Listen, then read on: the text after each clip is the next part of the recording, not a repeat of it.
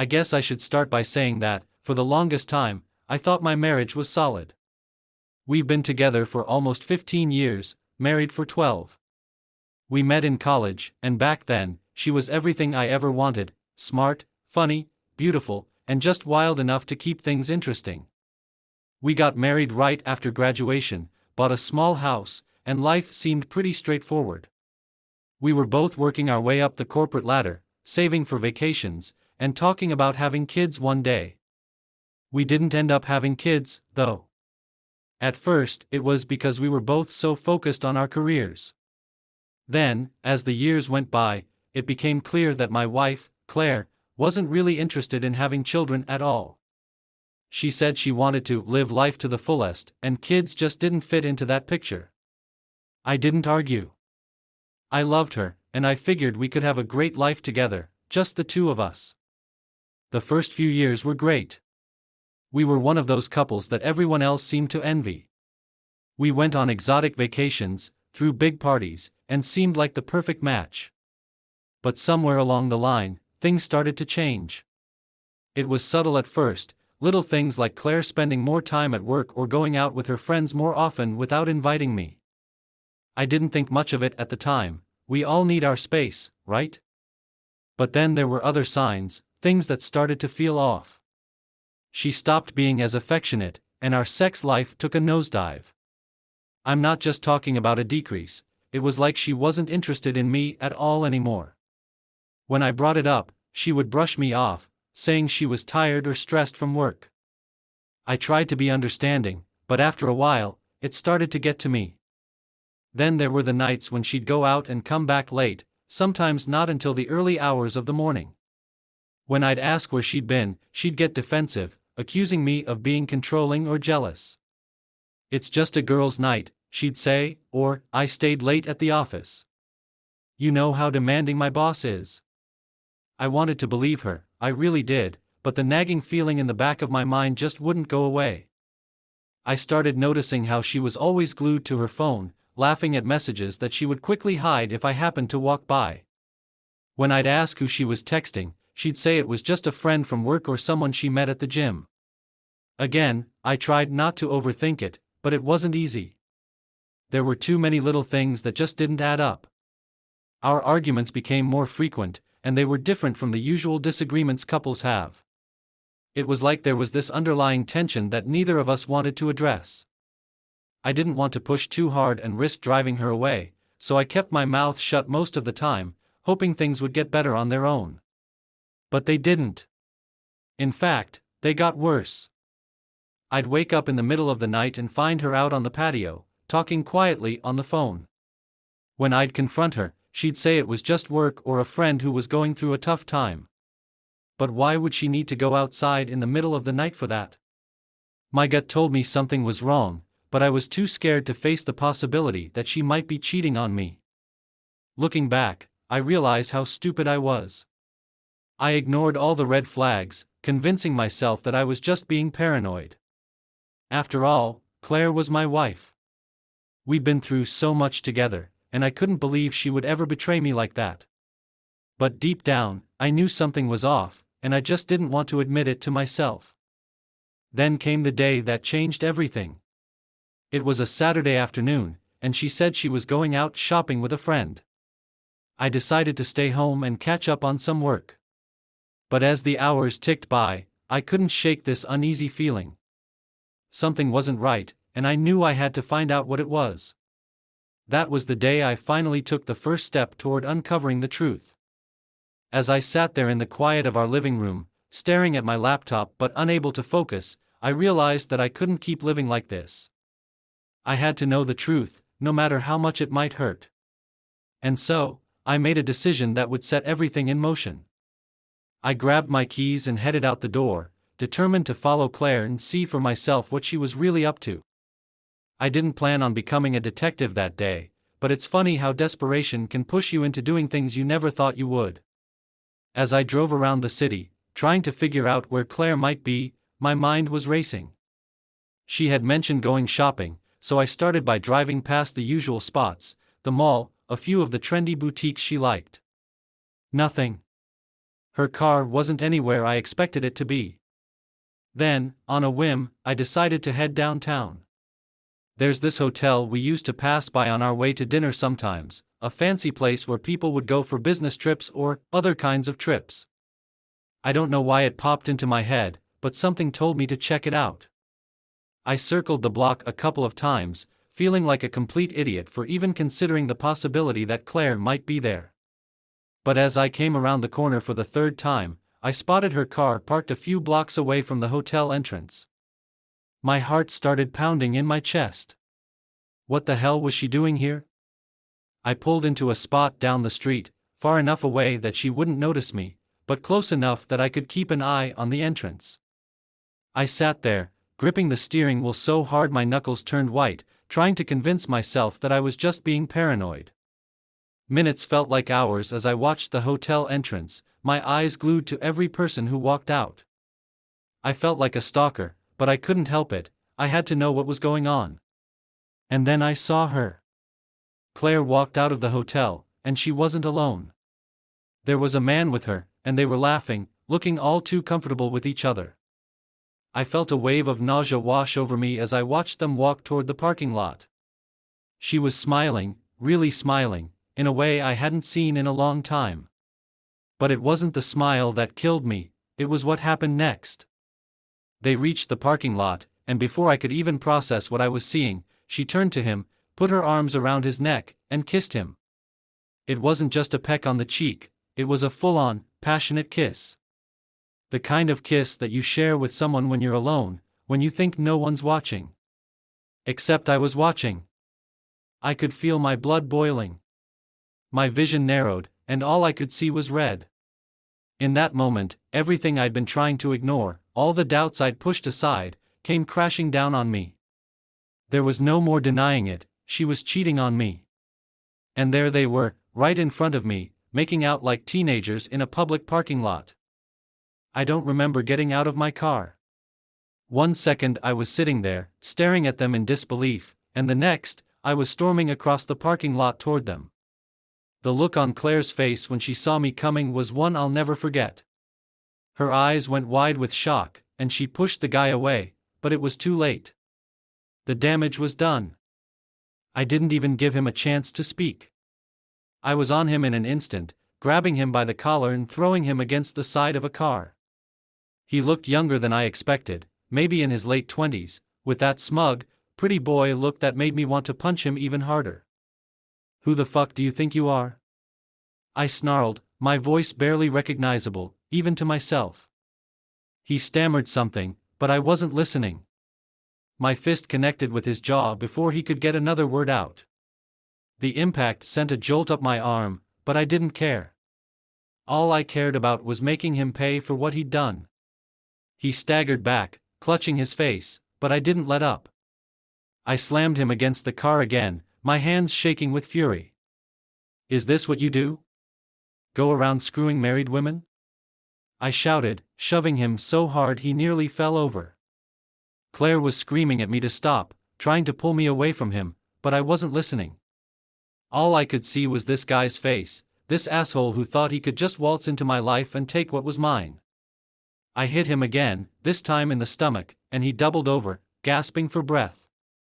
"You piece of shit!" I yelled, ready to hit him again.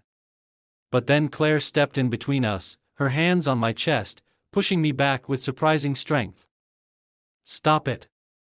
Just stop," she cried, her voice shaking. She was looking at me like I was a stranger, like she couldn't believe what I was doing. "Get out of my way, Claire!" I growled, trying to push past her, but she held her ground. "Just stop, okay?" "It's not what you think," she shouted, but the words sounded hollow, even to her. There was no convincing me otherwise. I knew exactly what this was. The guy, her lover, was leaning against the car, holding his jaw and staring at me with a mix of fear and anger. He looked like he wanted to say something, but I wasn't interested in anything he had to say. All I wanted was to put him in the ground. "I'll fucking kill you," I spat, my voice low and full of venom. Claire's eyes went wide with fear, and she finally managed to shove me back a few steps, creating some distance between us. "Please, just go," she begged, turning to her lover. "Just go. I'll handle this." He didn't need to be told twice. He scrambled to his feet, giving me one last look before taking off toward the street, limping as he went. I stood there, breathing heavily, my hands clenched into fists, watching him run like the coward he was. When he was gone, I finally turned my attention to Claire. She was shaking, her face pale, tears streaming down her cheeks. For a moment, neither of us said anything. We just stood there, the reality of what had just happened hanging in the air between us. "How long?" I finally demanded, my voice cold. "How long has this been going on?" She didn't answer right away.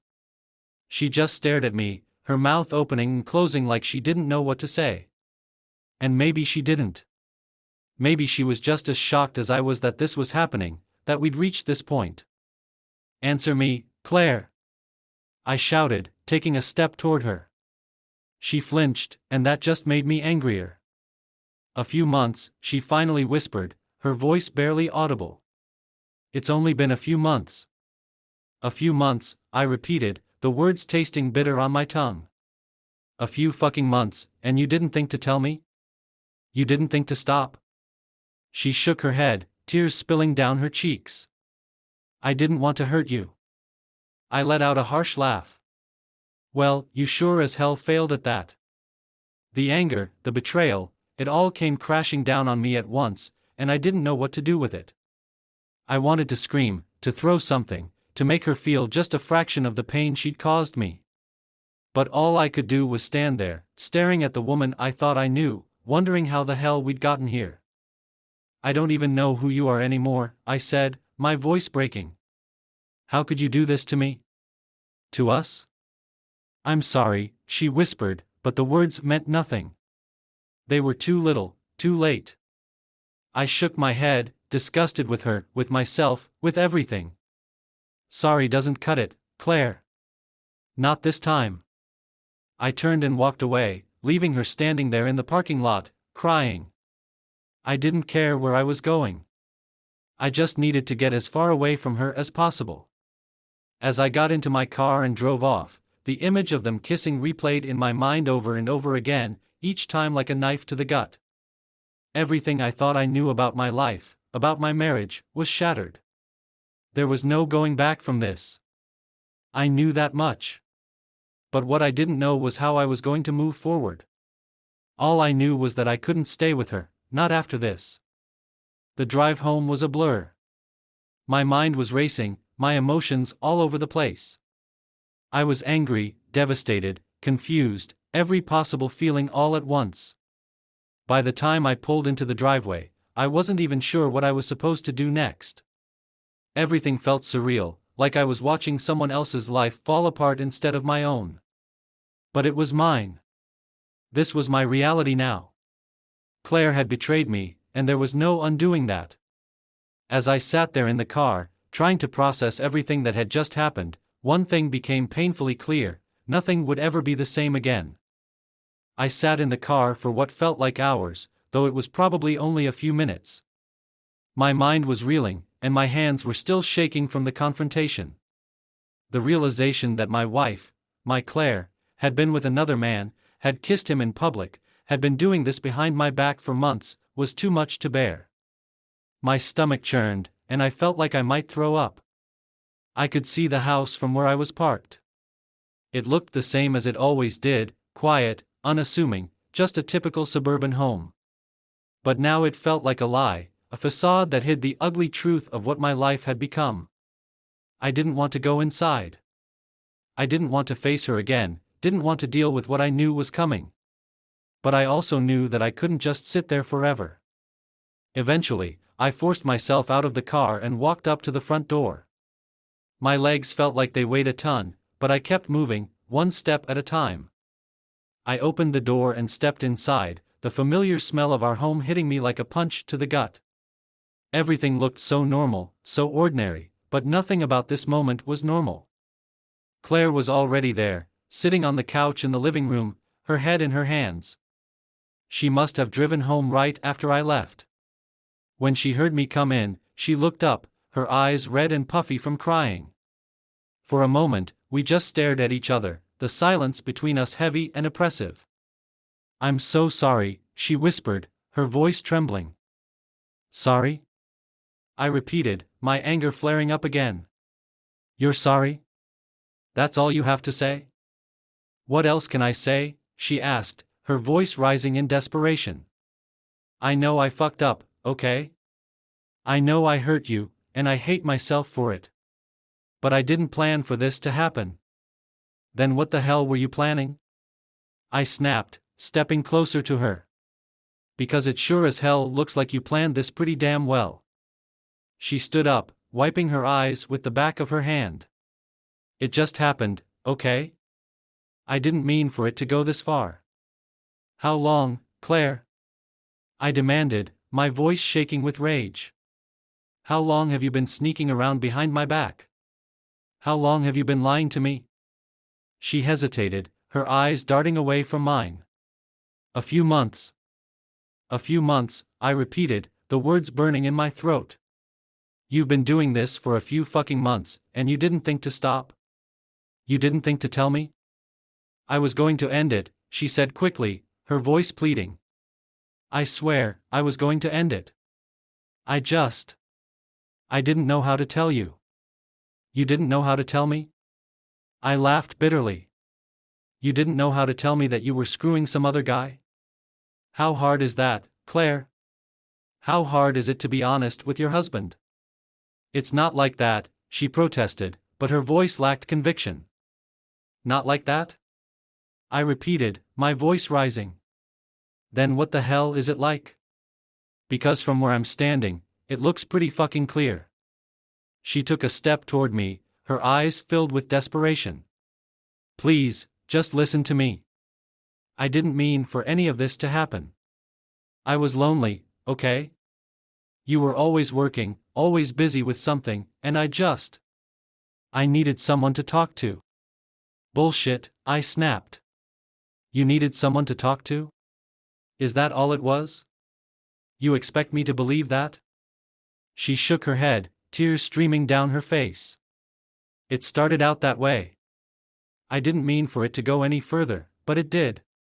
And by the time I realized what was happening, it was too late." "So what?" I demanded, my voice raw. "You just decided to keep going, to keep lying to me, to keep betraying me?" "I didn't know what to do," she sobbed. "I was scared. I didn't want to lose you, but I didn't know how to stop."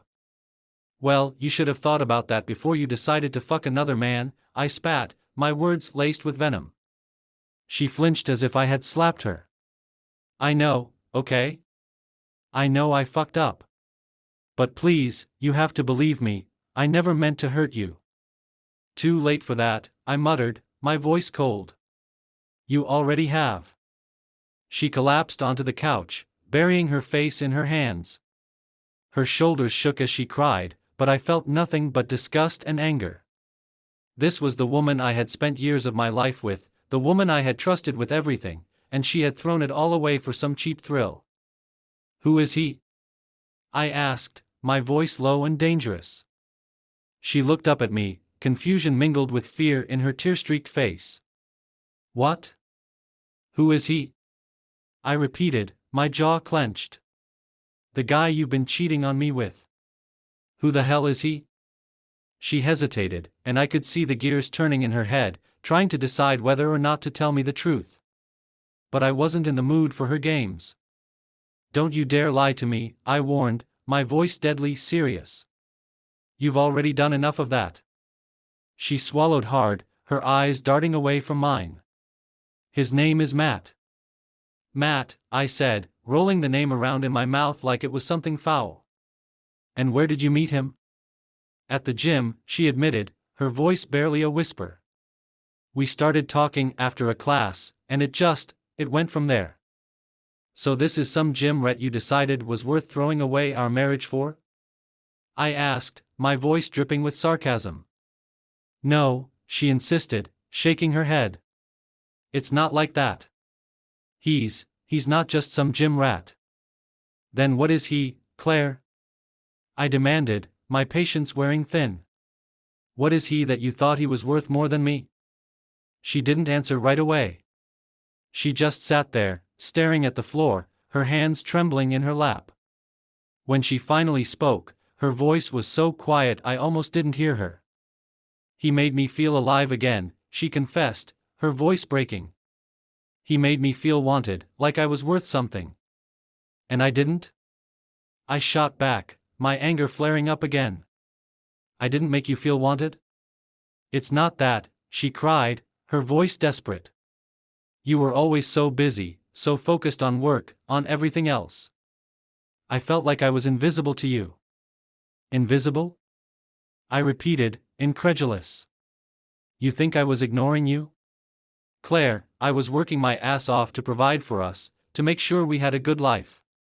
I thought that's what you wanted. I did, she insisted, her voice trembling. I do. But it wasn't enough. I needed more. More? I echoed, the words sounding foreign to me. What more could you possibly need? You have everything, a house, a good life, a husband who loves you. And you threw it all away because you needed more? She sobbed, her face crumpling in despair. I'm sorry, she whispered, but the words fell flat. I couldn't take it anymore. I couldn't stand to look at her, to listen to her pathetic excuses. Everything she said just made me angrier, made me want to scream at her, to shake her until she realized what she'd done. But I knew that nothing I said or did would change anything. The damage was done, and there was no going back. You're a fucking liar, I said coldly, my voice devoid of emotion. And you're not sorry. If you were, you wouldn't have done it in the first place.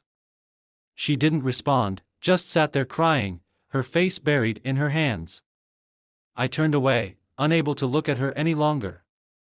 I felt like I was suffocating, like the walls were closing in on me. I needed to get out of there, to clear my head, to think.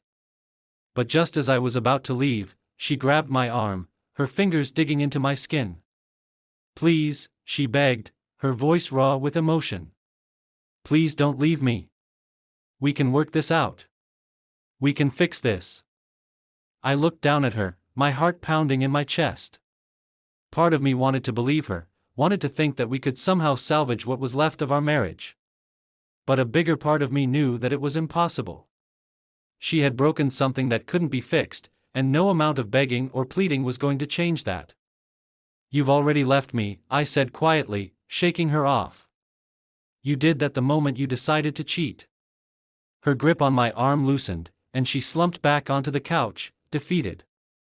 I stared at her for a moment, my heart aching with the weight of everything that had just happened. But I couldn't stay there any longer. I couldn't be in the same room with her without wanting to scream. Without another word, I turned and walked out of the house, slamming the door behind me. I needed to get away, to clear my head, to figure out what the hell I was going to do next. But one thing was for sure, nothing would ever be the same again. As I got into my car and drove away, I could still see her in my mind's eye, sitting on the couch, crying. But no matter how much she cried, no matter how many times she said she was sorry, it didn't change the fact that she had betrayed me in the worst way possible. And now, I had to decide what to do with the broken pieces of my life. The drive was a blur. I don't remember where I went, but I know I ended up in some empty parking lot, sitting there with the engine running, trying to make sense of what had just happened. The anger that had fueled me earlier was starting to burn out, leaving behind a cold, empty feeling in my chest. Claire had cheated on me. She had betrayed me, and now I was left to pick up the pieces of whatever was left of my life. I must have sat there for hours, staring out the windshield without really seeing anything. The sun started to set, casting long shadows across the pavement, and it wasn't until my phone buzzed in my pocket that I snapped out of it. I pulled it out and saw that I had several missed calls from Claire, along with a string of frantic text messages. She was apologizing, begging me to come home so we could talk, saying that we could work through this if we just sat down and discussed it. I couldn't bring myself to answer her. The thought of going back to that house, of seeing her again, made me feel sick to my stomach. I couldn't face her, not yet. But as I sat there, my mind racing, a new thought started to take root.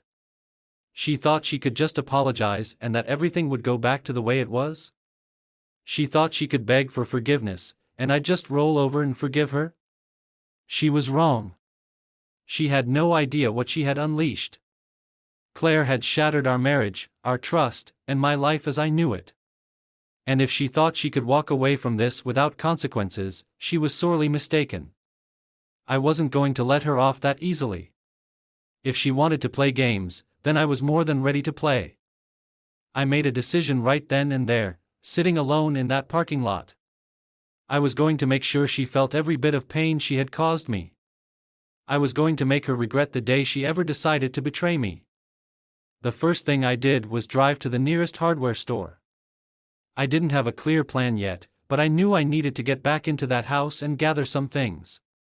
I walked through the aisles, picking up random items that I thought might come in handy: duct tape, a lockbox, some heavy-duty trash bags. My mind was working overtime, coming up with all sorts of scenarios for how I could make her pay.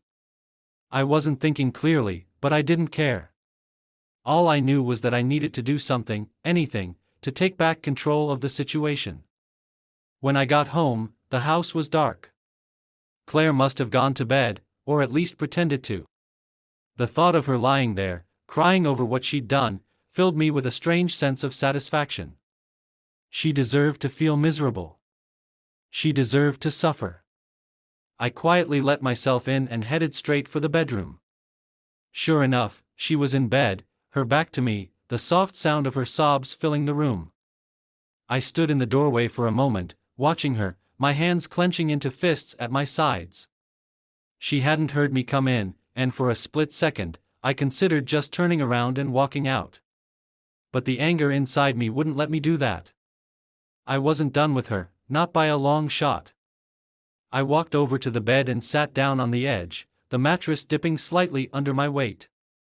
She must have felt it because she stopped crying and slowly turned to face me. Her eyes were red and puffy, her face streaked with tears. For a moment, we just looked at each other, the silence stretching between us like a chasm. "I didn't think you'd come back," she finally whispered, her voice hoarse from crying. "I'm not here to talk," I said coldly, my eyes boring into hers. She looked confused for a moment, then scared, as she realized that I wasn't here to forgive her or to work things out. "What are you going to do?" she asked, her voice trembling. I didn't answer. Instead, I stood up and walked over to the dresser, where I kept a few of my things. I rummaged through the drawers until I found what I was looking for, a small digital voice recorder. I turned it on and placed it on the nightstand, then turned back to her. "Tell me everything," I ordered, my voice cold and emotionless. "Everything," she repeated, her eyes widening. "Every detail," I said, crossing my arms over my chest. "I want to know how it started, when it started, how many times you met him, what you did together. I want to know everything, Claire. And don't you dare leave anything out."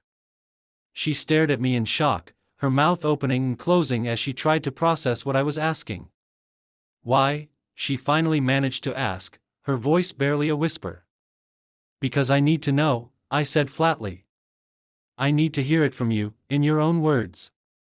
I need to understand just how deep this betrayal goes." She hesitated, her eyes darting to the voice recorder, then back to me. "Are you going to use this against me?" she asked, her voice trembling. "What do you think?" I replied, my tone icy. She swallowed hard, then slowly nodded. "Okay," she whispered. "I'll tell you everything." And she did. Over the next hour, she laid it all out for me, how they met at the gym, how they started texting and meeting up after workouts, how one thing led to another, and before she knew it, they were having an affair. She told me about the times they met up, the lies she told me to cover her tracks, the guilt she felt but couldn't shake. She told me how she knew it was wrong, how she tried to stop, but couldn't. And she told me how she'd planned to end it, but hadn't gotten the chance before I caught them. By the time she finished, she was sobbing uncontrollably, her face buried in her hands. But I didn't feel any sympathy for her. All I felt was a cold, burning rage. I had heard enough. "Get up," I ordered, my voice hard as steel. She looked up at me, her eyes wide with fear. "Why?" she asked, her voice shaking. "Because I said so," I snapped. "Get up, and follow me." She hesitated, but she must have seen something in my eyes that told her I wasn't in the mood for arguing. She slowly got out of bed, her hands trembling as she clutched the sheet around her. I didn't wait for her to get dressed. I grabbed her by the arm and pulled her out of the bedroom, dragging her down the hallway to the basement door. "What are you doing?" she cried, her voice rising in panic. "You're going to clean up this mess," I said coldly, pushing her toward the stairs. She stumbled down the steps, nearly falling, but I didn't care. I followed her down, my heart pounding with a mix of anger and adrenaline. The basement was dark, the only light coming from a single bulb hanging from the ceiling. I reached up and pulled the chain, flooding the room with harsh light. "Over there," I ordered, pointing to a corner where I had some old furniture and boxes piled up. She looked at me in confusion, her eyes wide with fear. "What do you mean?" "Start clearing it out," I said coldly. "You're going to clean up this mess you made, starting with this." "But why?" she asked, her voice trembling. "Because I said so," I snapped. "And because you need to understand what it feels like to be left in the dark, to be surrounded by nothing but cold, empty spaces." She looked at me like I was crazy, but she didn't argue. She slowly walked over to the corner and started moving the boxes, her hands shaking as she worked. I stood there, watching her, my heart pounding with a mix of anger and satisfaction. She had no idea what I had in store for her, no idea how far I was willing to go to make her pay for what she'd done. For the next few hours, I made her clean out the entire basement. I didn't lift a finger to help her. I just stood there, watching her struggle with the heavy boxes and dusty furniture, ordering her around like she was nothing more than a servant. She was exhausted, her face streaked with sweat and tears, but I didn't care. This was just the beginning. This was just a taste of what I had in store for her. By the time she finished, it was the middle of the night. She was barely able to stand, her legs shaking from exhaustion. But I wasn't done with her yet.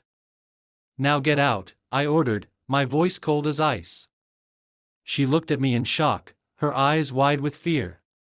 "What do you mean?" "I said get out," I repeated, my voice hard. "I don't want to see your face anymore. You're not welcome here." "Where am I supposed to go?" she asked, her voice trembling. "I don't care," I snapped. "Go to a hotel, go to Matt's place, go to hell for all I care. But you're not staying here." She stared at me in shock, her mouth opening and closing as she tried to process what I was saying. "You can't be serious," she finally managed to say.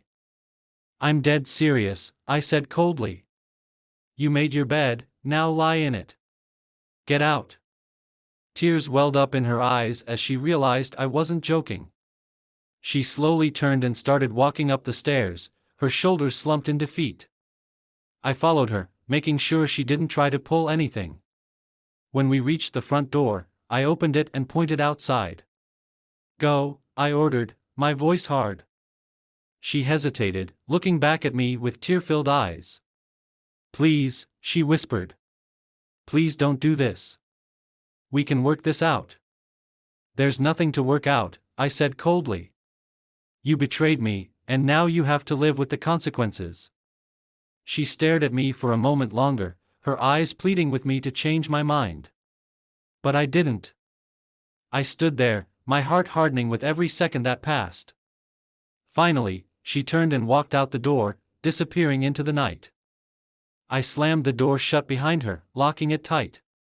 I stood there for a moment, my heart pounding in my chest, trying to catch my breath. The house was silent, the only sound the blood rushing in my ears. I had done it. I had finally taken control of the situation. Claire was gone, and I was free from her lies, her betrayal. But as I stood there, staring at the door she had just walked out of, a strange feeling started to creep over me. It wasn't satisfaction or relief. It was something darker, something colder. I had kicked her out, but I didn't feel better. I didn't feel like I had won anything. Instead, I felt empty. I turned and walked back through the house, every room feeling eerily quiet and still. I went back to the basement, where the piles of boxes and old furniture had been cleared out, leaving behind empty, cold spaces. Just like I felt inside. The anger that had driven me to this point was starting to fade, leaving behind a hollow ache in my chest. I had taken my revenge on Claire, but it didn't bring me the satisfaction I thought it would. I had hurt her, but in doing so, I had also hurt myself. The house that had once felt like a home now felt like a prison, filled with nothing but memories of a life that had been shattered beyond repair. I sat down on the cold concrete floor, my head in my hands, and for the first time since this nightmare had begun, I felt the weight of it all come crashing down on me. I had lost everything, my wife, my marriage, my sense of who I was. And now, I was left with nothing but the cold, empty spaces that surrounded me. And that's when it hit me, I wasn't done yet. Not by a long shot. Claire wasn't the only one who needed to pay for what had happened. There was someone else who was just as guilty, someone who had played a part in tearing my life apart. Matt. The man who had come between us, who had seduced my wife and destroyed my marriage. He wasn't going to get away with it. I was going to make sure of that. And when I was done with him, he'd wish he'd never met Claire, never set foot in that gym, never even looked in my direction. The cold emptiness inside me started to burn with a new fire. I wasn't finished. Not yet. Not by a long shot. Claire had only been the first step. Now it was time to deal with the other half of the equation. Matt had no idea what was coming for him. But he was about to find out. The next morning, I woke up early, the events of the previous night still fresh in my mind. The house was eerily quiet, the kind of silence that only comes when something fundamental has shifted. Claire was gone, and for the first time in years, I was alone. But I didn't feel lonely, not anymore. I felt focused, determined. There was still unfinished business, and I wasn't about to let it slide. I got out of bed, my mind already racing with ideas. If Claire thought she could walk away with just a few tears and apologies, she was wrong. And as for Matt, the man who had helped her destroy our marriage, he was about to learn the hard way that actions have consequences. I spent the morning gathering information. It wasn't hard to find out more about him. Claire had already given me his first name, Matt, and I knew they met at the gym. A quick search online led me to his social media profiles, and from there, it didn't take long to piece together the rest. He was younger than me, in his late 20s, with that annoying mix of cocky confidence and naivety that comes with youth. He worked in sales, lived alone, and seemed to spend most of his time at the gym or out partying. It didn't take much digging to realize he was the type who thought he was invincible, that he could do whatever he wanted without any repercussions. By the time I was done, I had everything I needed. I knew where he worked, where he lived, who his friends were, and even the kind of car he drove. I wasn't about to let him off easy. No, this was going to be a slow burn, a calculated, methodical dismantling of everything he thought he had. The first step was simple but effective. I started with his job. I called his workplace, pretending to be a potential client, and asked for him specifically. When they connected me to his line, I hung up, then repeated the process several times throughout the day. By the time I was done, I was sure his manager had noticed the disruption. But that was just the beginning. The next day, I took it a step further. Using a throwaway email account, I sent an anonymous tip to his company's HR department, claiming to be a concerned coworker. I wrote that Matt had been engaging in inappropriate behavior at work, suggesting he had been using company time to engage in an affair with a married woman, a client, I implied, though I didn't need to give too many details. I knew how corporate HR departments worked. They'd investigate anything that could potentially damage the company's reputation. I wasn't looking for immediate results. No, I wanted this to build slowly, to make him sweat, to have him looking over his shoulder, wondering when the axe would fall. I wanted him to feel the same creeping dread I had felt, the uncertainty of not knowing when everything would come crashing down. Next, I turned my attention to his social life. It didn't take long to figure out where he liked to hang out: clubs, bars, the usual places someone his age would frequent. I started showing up at these places, just to keep an eye on him. I never approached him, never made my presence known. I just watched, waiting for the right moment to make my move. It was on one of these nights that I saw my opportunity. He was at a bar, flirting with some woman, acting like he didn't have a care in the world. Watching him, it struck me how easy it was for him to move on, to carry on with his life like nothing had happened. Like he hadn't torn mine apart. I waited until he left the bar, watching as he stumbled toward his car. He was drunk, too drunk to drive, but that didn't seem to bother him. I followed him at a distance, keeping my headlights off so he wouldn't notice me. He was weaving all over the road, clearly in no condition to be behind the wheel. It wasn't hard to see how this could end badly for him, but I wasn't about to let that happen. No, I had something else in mind. At the next red light, I pulled up next to him, rolled down my window, and shouted to get his attention. He turned to look at me, squinting in the dim light, clearly not recognizing me at first. I gave him a friendly wave, pretending to be someone he knew. "Hey, man. You're looking pretty rough," I said, trying to sound casual. "Why don't you pull over, and I'll give you a lift home?" "No need to risk it." He blinked a few times, clearly trying to place me. "Do I know you?" he slurred, his words barely coherent. "Yeah, from the gym," I lied smoothly. "Come on, let me help you out. No need to get yourself in trouble." He seemed to consider it for a moment, then nodded slowly. "Yeah, okay. Thanks, man." He pulled over to the side of the road, and I did the same. I got out of my car and walked over to his, opening the passenger side door. "Come on, let's get you home." He struggled to get out of the driver's seat, nearly tripping over his own feet. I caught him just in time, steadying him as he stumbled toward my car. "Thanks, dude. You're a lifesaver," he mumbled as he slumped into the passenger seat. I smiled to myself as I got back behind the wheel. He had no idea who I was, no idea what I was about to do. I drove him back to his place, making small talk along the way, pretending to be the helpful stranger. When we finally arrived, I helped him up to his apartment, making sure he got inside safely. "You sure you're gonna be okay?" I asked, trying to sound concerned. Yeah, I'm good," he mumbled, already half asleep on his feet. "Thanks again, man. I owe you one." "Oh, don't mention it," I said, giving him a pat on the back. "Just take care of yourself, okay?" He nodded groggily, stumbling toward his bedroom. I waited until I heard the door close behind him, then quietly let myself out. I didn't leave right away, though. I had one more thing to do before I was done for the night.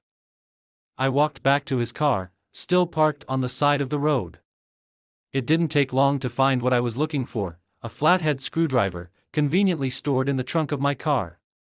I used it to pop off his license plates, both front and back. I didn't plan on keeping them, though. No, they were just a part of the game I was playing.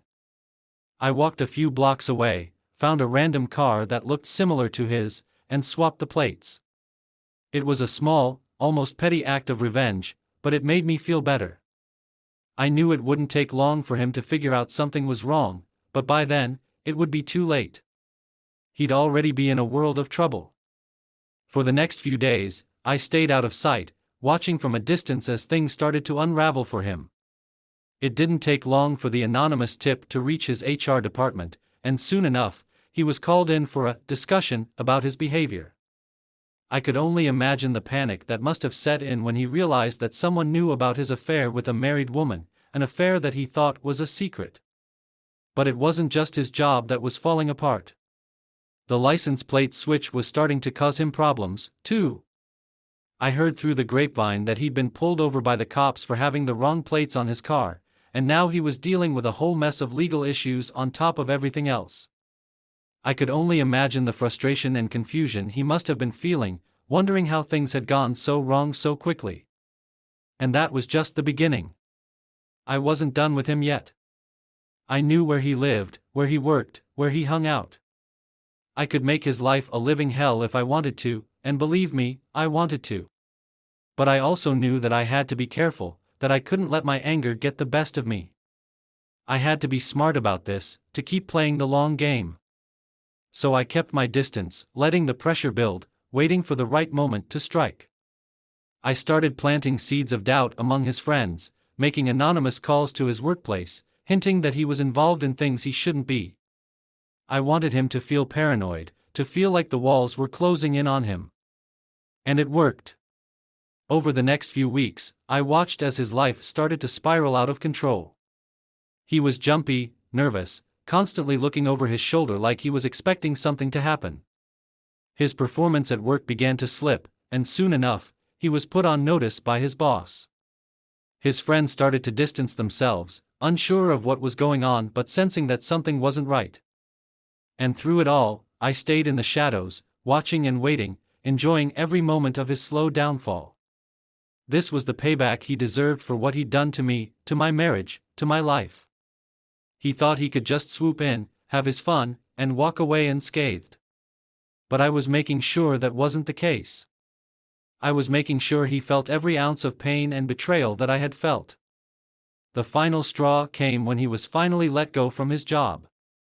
I'd heard through the grapevine that he'd been underperforming, missing deadlines, and generally being a mess at work. The anonymous tips I'd sent had certainly helped, planting the seeds of doubt in his employer's mind, but it was his own behavior that ultimately did him in. When I found out he'd been fired, I couldn't help but smile. He was finally getting what he deserved. But even then, I wasn't done. I knew he was down, but I wanted to make sure he stayed there. I waited a few more days, letting him stew in his own misery, before I sent one final message. I created a fake email account, using a name he wouldn't recognize, and sent him an email with all the details of his affair with Claire, photos, screenshots of their messages, everything. I made sure to include a note that hinted at more people knowing about their little secret than he realized. The email was the final nail in the coffin. I knew he'd be terrified that someone was out there, watching him, knowing everything he'd done. It would keep him up at night, make him question every decision, every person he spoke to. It would make him paranoid, fearful, and ultimately, it would destroy whatever was left of his life. And that's exactly what happened. Within a week of receiving the email, he disappeared. No more social media posts, no more sightings at the gym or the bars. It was like he had dropped off the face of the earth. I didn't know where he went, and frankly, I didn't care.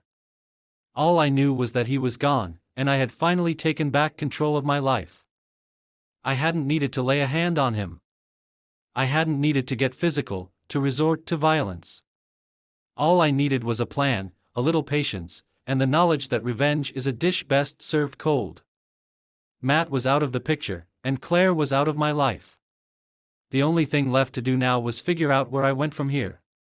But for the first time in weeks, I felt a sense of peace, of closure. I had taken my revenge, and it had been sweet. Now, it was time to move on. It had been a week since Matt had effectively disappeared, leaving behind the wreckage of his life. With him out of the picture, there was only one thing left to address: Claire. I hadn't spoken to her since the night I kicked her out. She had tried calling and texting, but I ignored every attempt. I wasn't interested in hearing more excuses or apologies. The damage was done, and there was no going back. But as much as I wanted to move on without looking back, I knew there was one final conversation we needed to have. The marriage was over, and it was time to make it official. I wasn't going to drag this out, wasn't going to play any more games. It was time to close this chapter of my life for good. I sent her a text, short and to the point: "We need to talk. Come by the house tomorrow at 7 p.m. Her response came almost immediately: "Okay. I'll be there." The next day, I spent most of the afternoon preparing myself.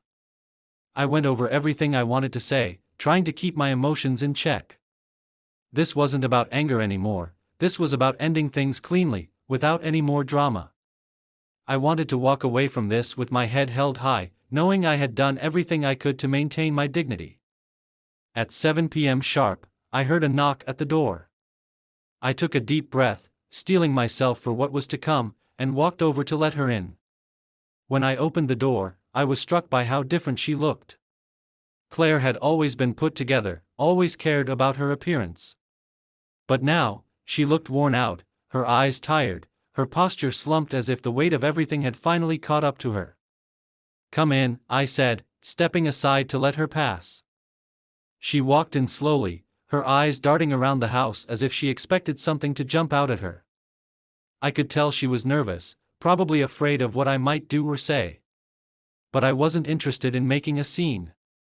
I just wanted to get this over with. We sat down in the living room, facing each other from opposite ends of the couch. For a moment, neither of us spoke. The silence between us was heavy, filled with all the things that had been left unsaid. Finally, I decided to break the ice. "I'm sure you know why I asked you here," I began, my voice steady. She nodded, her hands twisting nervously in her lap. "I do." "Good," I said, leaning back in my seat. "I think we both know there's no going back from this. What you did, it destroyed everything. There's no fixing it."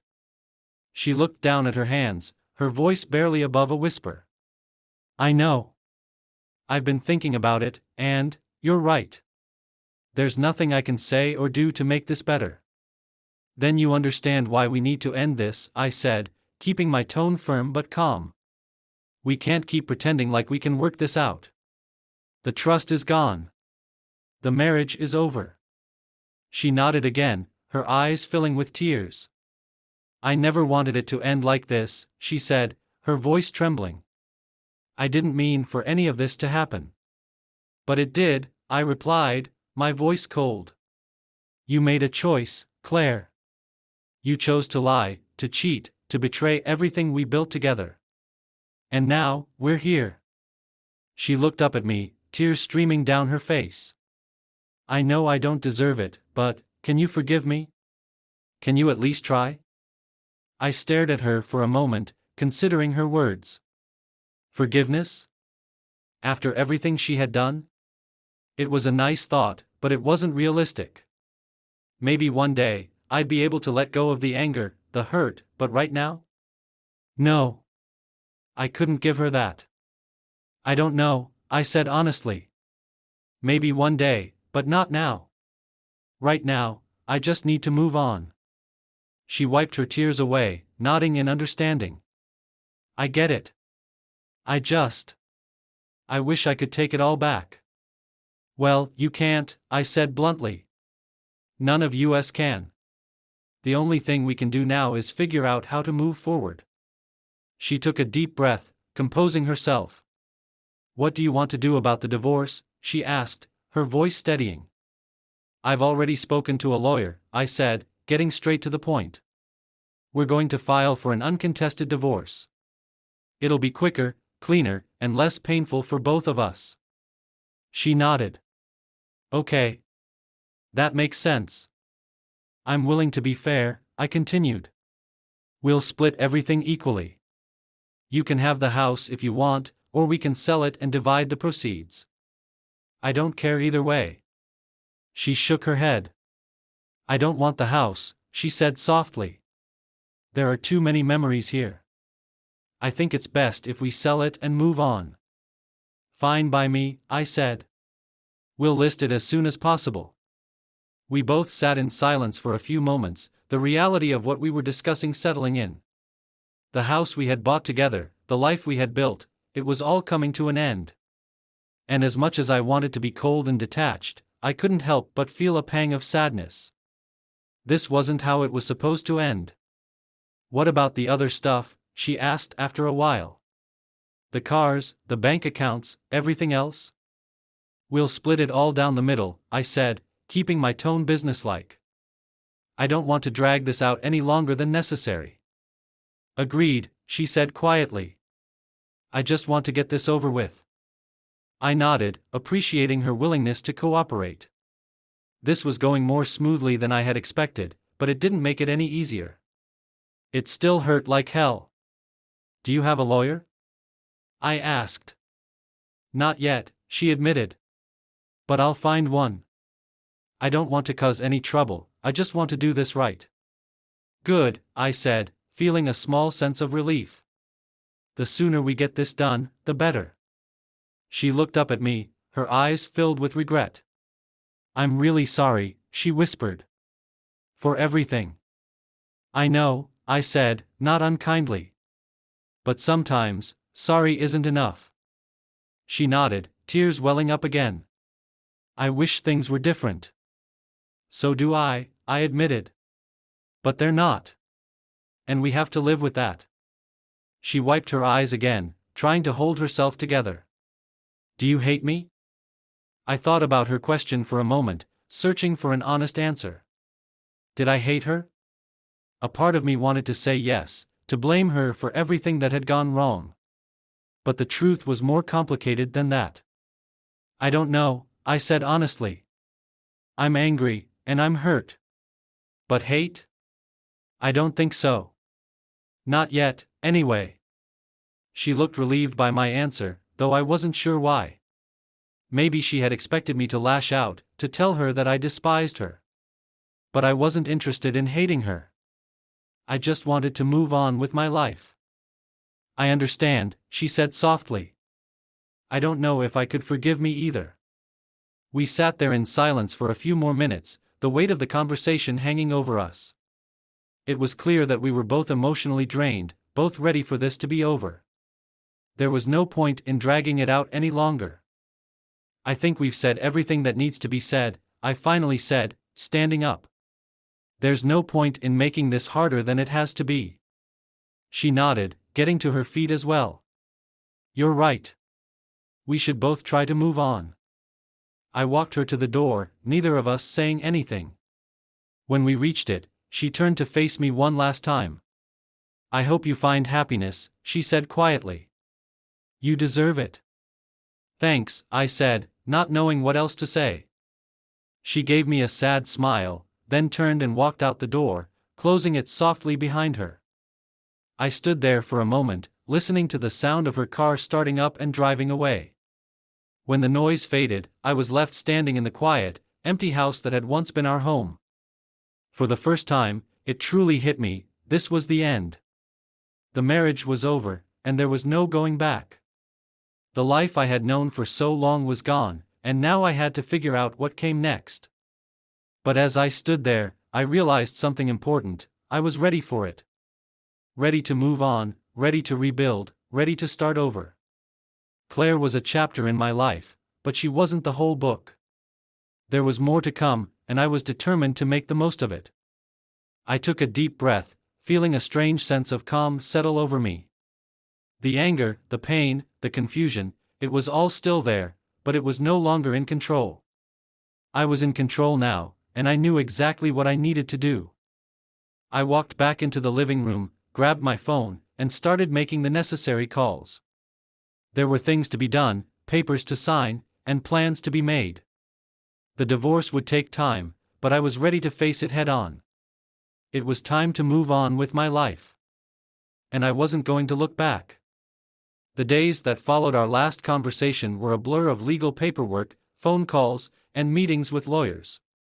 Claire and I had agreed to an uncontested divorce, which meant that, for the most part, things went smoothly. We didn't have any children to fight over, no shared businesses or complicated financial entanglements beyond the house and a few joint accounts. It was just a matter of dividing what we had and signing the papers. We listed the house for sale almost immediately. The real estate market was in a good place, and within a few weeks, we had multiple offers. Selling the house was easier than I expected, but that didn't make it any less painful. Each visit from a potential buyer felt like another nail in the coffin of the life I had built with Claire. Every time I walked through the house with a realtor, pointing out the features we had once loved, I couldn't help but remember the dreams we had shared when we first moved in, the plans we made, the future we thought we'd have together. But those memories were just that, memories. They belonged to a past that no longer existed. The house, the marriage, the life we'd built, they were all gone. All that was left now was to finalize the paperwork and make the separation official. A few weeks later, Claire and I found ourselves sitting across from each other in the office of a divorce mediator. It was the last step before the judge would sign off on our divorce, and I couldn't help but feel a mix of relief and sadness as we went through the motions. We discussed the final division of our assets, agreed on the sale of the house, and made arrangements to close our joint accounts. Everything was done with a cool, business-like efficiency, as if we were just two people wrapping up a transaction rather than ending a marriage. As we signed the final papers, I looked over at Claire. She seemed distant, lost in her thoughts, her pen moving across the page with a detached precision. I wondered what was going through her mind, if she was feeling the same sense of finality that I was, or if she was already thinking about what came next. But I didn't ask. There was no point. We were both too far gone to care about each other's feelings anymore. The mediator collected the papers, glanced over them, and then looked up at us with a polite smile. "That's it," she said. "You're both free to go. The judge will sign off on everything within the next few days, and your divorce will be official." Claire nodded, but I didn't say anything. I just sat there for a moment, absorbing the weight of those words. Official. It was all over. The marriage that had once defined my life was now nothing more than a stack of papers and a few signatures. We left the office separately. There was no point in pretending that we had anything left to say to each other. I walked out into the bright afternoon sunlight, feeling a strange sense of disconnection from everything around me. The world kept turning, people kept going about their business, and yet my entire life had just been upended. It was a surreal feeling, knowing that everything I had known was gone, yet everything else remained the same. I stood there for a moment, taking it all in. Then I took a deep breath and walked to my car. I wasn't sure where I was going, but I knew I needed to be anywhere but here. I needed to put some distance between myself and the remnants of my old life, to start figuring out what came next. As I drove away, I couldn't help but reflect on everything that had led to this point. The marriage, the betrayal, the anger, the revenge, it all felt like a bad dream now, something that had happened to someone else. But it wasn't a dream. It was real, and now I had to live with the consequences. In the weeks that followed, I threw myself into the process of moving on. I found a new place to live, a small apartment downtown, far from the house I had shared with Claire. It wasn't much, but it was mine, a blank slate where I could start rebuilding my life.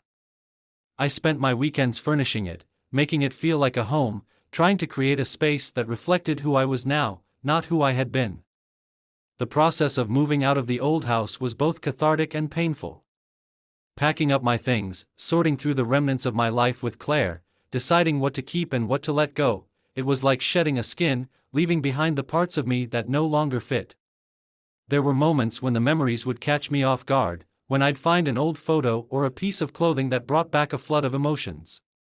But I pushed through, knowing that this was all part of the process. Selling the house was the final step. Once the papers were signed and the money was in the bank, I felt a sense of closure. It was as if a weight had been lifted off my shoulders, as if I could finally start to breathe again. The house was no longer my burden, no longer a reminder of what I had lost. It was just a building, a piece of property that now belonged to someone else. With the divorce finalized and the house sold, I turned my attention to the future. I wasn't naive, I knew that moving on wouldn't be easy. The wounds were still fresh, the pain still raw. But I also knew that I couldn't let this define me. I had to find a way to move forward, to rebuild, to create a new life for myself. I started by reconnecting with old friends, people I had lost touch with during the years I had been married. I reached out, made plans, and slowly began to rebuild my social life.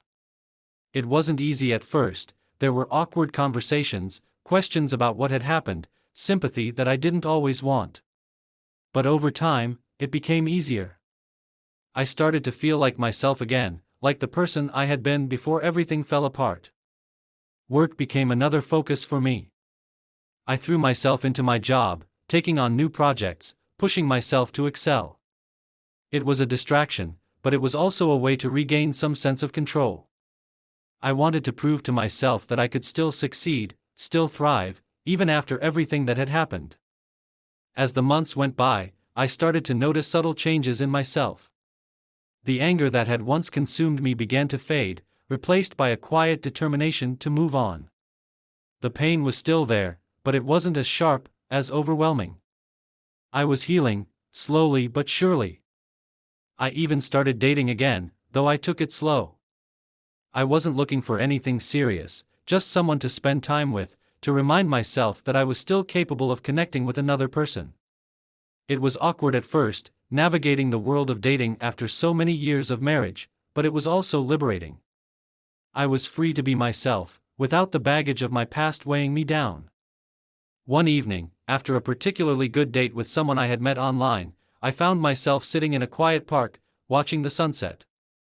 It was one of those rare moments of clarity, when everything seems to fall into place. I realized that I was okay, that despite everything, I had come out on the other side stronger, more resilient. The divorce, the betrayal, the anger, it was all behind me now. I had survived, and I was ready to start the next chapter of my life. It wouldn't be easy, but I was no longer afraid. I knew who I was, and I knew that I could handle whatever came next. As the sun dipped below the horizon, I stood up, feeling a sense of peace that I hadn't felt in a long time. The past was the past. It was time to move forward, to embrace the future, to live my life on my own terms. And that's exactly what I intended to do.